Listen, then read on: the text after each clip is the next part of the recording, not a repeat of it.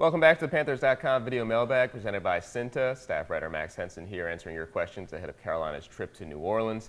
We got our first question this week from Thelonious Crunk, who says, does the physicality / skill set Jonathan Stewart brings to the offense sometimes get overlooked until he's out?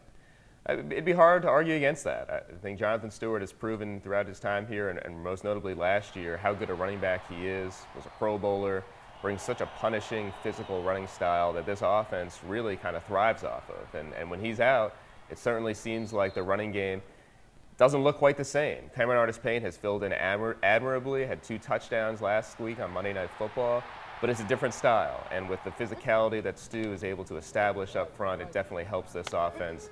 Of course, his rhythm with Cam Newton in the zone read also is helpful. They've been working at that together for quite a while now, so they're more in sync and in tune. It allows them both to be effective, whether Cam hands it off or keeps it himself. So Stu, of course, you can't really understate his value. The Panthers hope to have him back against New Orleans on Sunday. It would be a huge boost for this offense. He's just a talented runner, and when he's healthy and rolling, this offense looks a lot different, and they sure could use him. We've got our next question from Dave Ramirez, who says, what are your thoughts on Worley's first start at cornerback? Yeah, Daryl Worley made his first career start on Monday Night Football against the Buccaneers, and I thought he had his moments. You look at Mike Evans' stat line. Evans had 6 catches on 12 targets for 89 yards. The difference maker, of course, is the 26-yard touchdown on the double move, and that's what Daryl Worley said to me after the game. He thought there were some moments in that game that he could build on, some positive things, but what's going to stick with him is a double move. And really, that's life as a cornerback in this league. You can play really, really well for the majority of the game, and one big play can really tarnish your night. And Worley admitted pretty much just that after the game. And so that'll stick with him. That's a tough play for him to take. Of course, it was a big one in this game and influenced the outcome in a big way.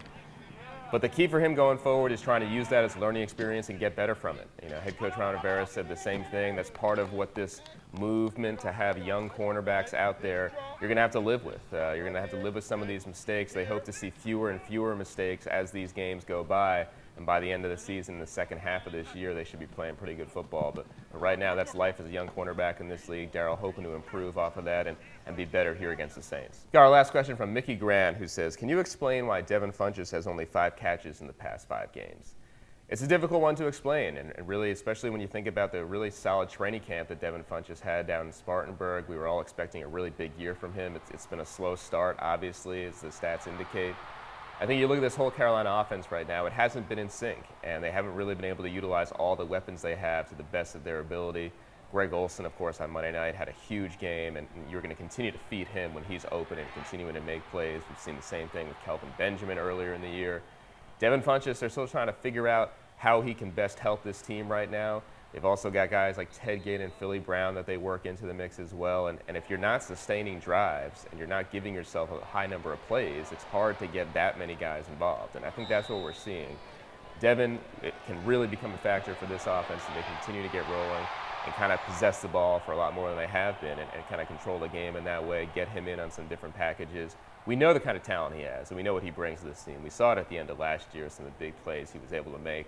We want to start to see that, of course, as we head into the midway point of this season, and obviously the coaching staff and Devin himself hope that gets turned around pretty quick.